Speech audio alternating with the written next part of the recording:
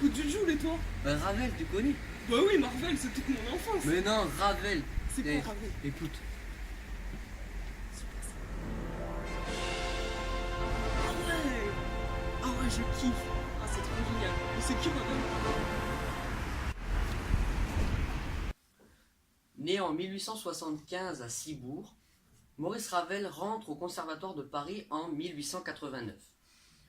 De 1905 à 1914, ce serait ce que l'on pourrait appeler sa période prolifique, où il compose des œuvres majeures telles que L'heure espagnole en 1907 ou encore le ballet Daphnis et Chloé en 1912.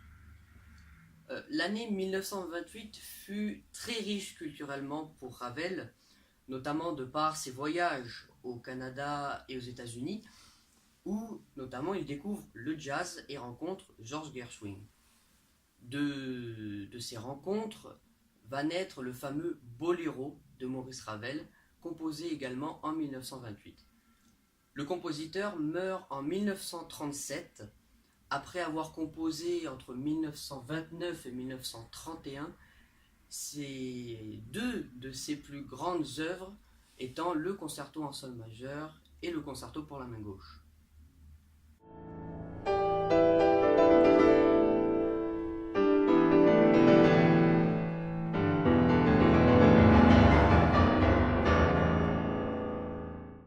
Tiens d'ailleurs, parlons-en de ce concerto pour la main gauche, œuvre grandiose de Ravel qui est composée entre 1929 et 1931 pour un pianiste nommé Paul Wittgenstein.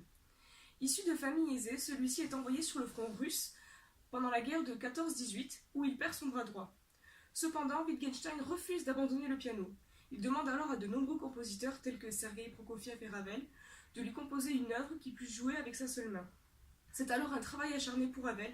Pendant 2 ans, il compose ce concerto pour la main gauche dans lequel tout pianiste ne doit en aucune façon se servir de sa main droite.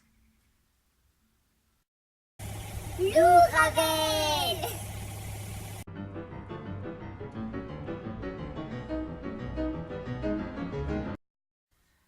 Ravel trouve ses influences dans l'exotisme, comme dans Laidronette, impératrice des pagodes, mais aussi dans tout ce qui se rapporte au thème de la féerie, de l'enfance et de l'humour, comme dans L'Enfant et les sortilèges par exemple, mais aussi dans la musique baroque et classique, ainsi que dans la musique jazz et blues uniquement après 1928.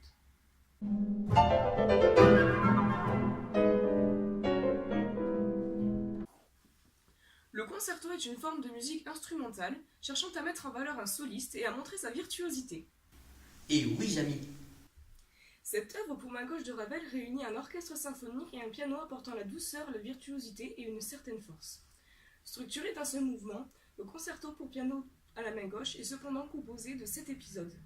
Un premier lento avec mesures changeantes, un deuxième andante, puis accelerando aboutissant sur allegro, puis un più vivo ed accelerando, retour sur un lento initial et se termine par un allegro.